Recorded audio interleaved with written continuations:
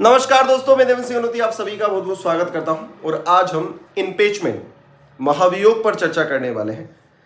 जितने भी बड़े बड़े पद होते हैं, जैसे कि राष्ट्रपति हो गया, उच्चतम न्यायालय के न्यायाधीश और मुख्य न्यायाधीश और अन्य न्यायाधीश और उच्च न्यायालय के मुख्य न्यायाधीश और अन्य न्यायाधीश, इन सभी को महाभियोग प्रक्रिया के द्वारा ही हटाया जा सकता है।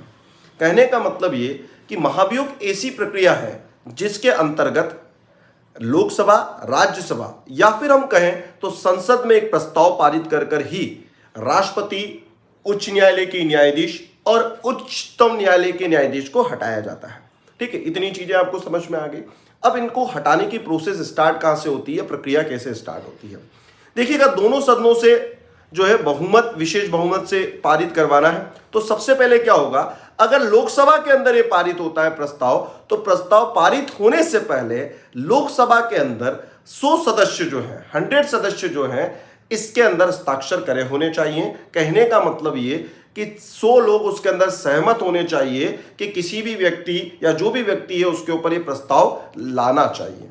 समझ में आ गई चीजें। वैसे ही राज्यसभा की अगर हम बात करते हैं तो राज्यसभा के अंदर 50 लोग इसके अंदर सहमत होने चाहिए, मतलब 50 सदस्य जो हैं वहां के वो सहमत होने चाहिए।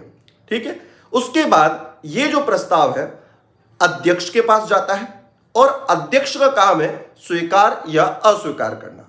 अगर अध्यक्ष स्वीकार कर लेते हैं तो एक जांच कमेटी बिठाते हैं। जांच कमेटी की अगर हम बात करते हैं तो उसके अंदर टोटल 3 सदस्य होते हैं। एक मुख्य न्यायाधीश होते हैं या फिर अन्य न्यायाधीश होते हैं। सेकंड की अगर मैं बात करता हूं तो उच्चतम न्यायालय के न्यायाधीश, मतलब एक सुप्रीम कोर्ट के जज या दूसरे जज भी हो सकते हैं, दूसरा हाई कोर्ट के जज या दूसरे अन्य जज भी हो सकते हैं, और एक ऐसा व्यक्ति जो न्यायिक में या न्याय के अंदर कुछ ना कुछ रुचि रखता हो या कहें तो हम ज्ञान रखता हो। 3 टोटल सदस्य होते हैं। वो जांच होती है और जांच के बाद जब जांच पेश की जाती है, ठीक है, तो दोनों सदनों के अंदर विशेष बहुमत होना चाहिए। जब विशेष बहुमत दोनों को मिल जाता है, दोनों सदनों में से, तो फिर राष्ट्रपति के द्वारा जांच